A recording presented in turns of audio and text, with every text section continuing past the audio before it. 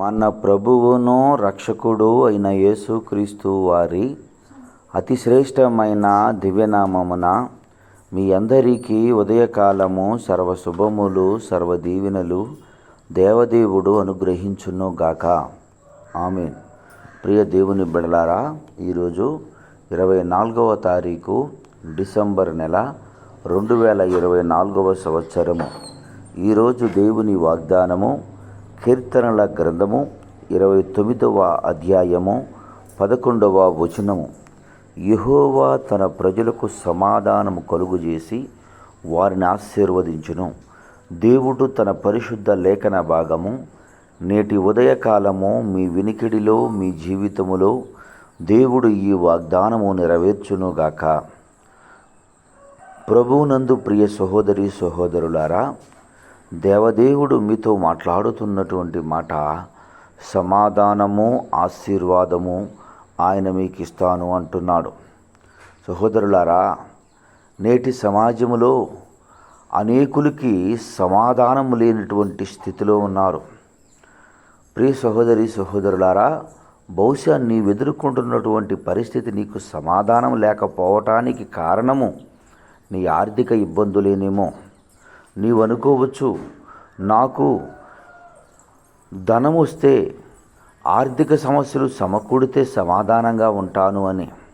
ప్రియ సహోదరులారా, లోకములో గనులు గొప్పవారు సెలబ్రిటీస్ అనుకుంటున్న వారు అనేకులు కూడా వారి జీవితంలో కావలసినటువంటి ధనం ఉంటుంది, కానీ వారి జీవితానికి సమాధానం ఉండదు.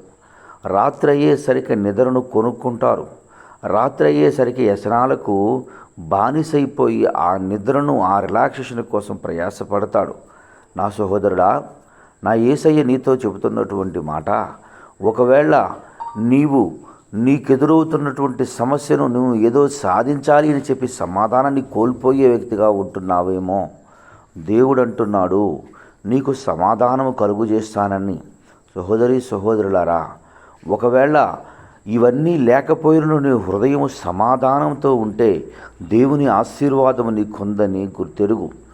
ఇవన్నీ లేకపోయినను నీవు సమాధాన స్థితిలో నీ కలిగిన దాంతో సమృద్ధిగా భోజనం చేస్తూ ఉండి సంతోషముతో నీ కుటుంబంతో గడుపుతూ నీ బిడ్డల పట్ల ప్రేమ కలిగి, నీ బిడ్డలు నీ పట్ల ప్రేమ కలిగి, నీ కుటుంబీకులు ఒకరి ఒకరు సమాధాన స్థితిలో ఉన్నారేమో. మీకంటే ధన్యులు ఎవరూ లేరని గుర్తెరుగు. సహోదరులారా, దేవుడు ఇవన్నీ మీకు ఇస్తాను అని చెప్తున్నాడు. ఇవన్నీ ఎక్కడి నుండి వస్తాయి అంటే దేవుని యొద్ద నుండే వస్తుంది. ప్రభువైన యేసుక్రీస్తు వారు ఈ భూలోకమునకు జన్మించిన తరువాత దూతలు మొట్టమొదటిగా తెలియచేసినటువంటి మాట, సర్వోన్నతమైన స్థలముల్లో మహిమయు ఆయనకిష్టులైన మనుషులకు భూమి మీద సమాధానము కలుగునుగాక అన్నారు. సహోదరులారా, ఆయనకిష్టులైనటువంటి వారికి మాత్రమే ఈ భూమి మీద సమాధానం అంటుంది.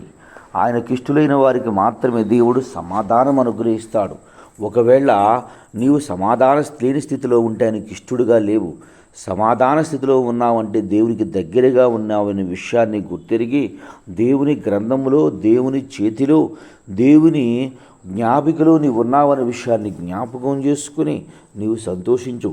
ఒకవేళ నీవు ఈ రోజున నీకు సరైనటువంటి వసతులు లేకుండా నీవు జీవిస్తూ ఉన్నప్పటికీ దేవుడు నీకు సమాధానం ఇచ్చి ఉన్నాడు అంటే నీవు రాబో రోజుల్లో ఆశీర్వాదానికి వారసుడగే వ్యక్తిగా నీవు బ్రతుకుతావని గుర్తెరుగు. సహోదరులారా, ఎలాగని మనం గమనించగలిగితే యెహోవా ఆశీర్వాదం ఐశ్వర్యం ఇచ్చును, నరుల కష్టం వల్ల అధికము కాదని దేవుని వాక్యం తెలియజేస్తుంది. అబ్రహాము యొక్క దాసుడైనటువంటి ఎలియాజరుని అబ్రహాము బంధువు అంటాడు, యెహోవా వలన ఆశీర్వదించబడిన వాడా లోపలికి రమ్ము అంటాడు.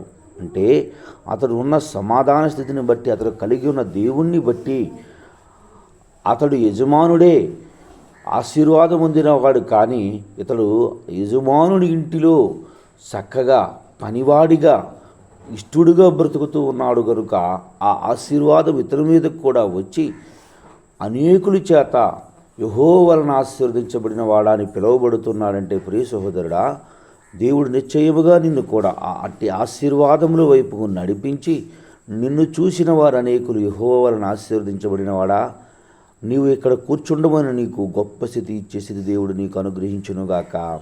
ఆమె తండ్రి నీకు వందనాలు, స్తోత్రములయ్యా.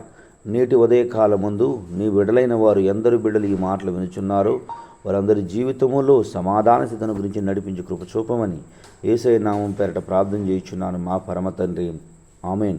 మన తండ్రి అయిన దేవుని ప్రేమయు, కుమారుడైన యేసుక్రీస్తు వారి కృపయు, పరిశుద్ధాత్మ తండ్రి అన్యోన్య సావాసం ఇప్పుడునో ఎల్లప్పుడూ సదాకాలం తోడేండి ఎంబడించి నడిపించునుగాక. ఆమేన్. God bless you. దేవదేవుడు మిమ్ము దీవించాడు.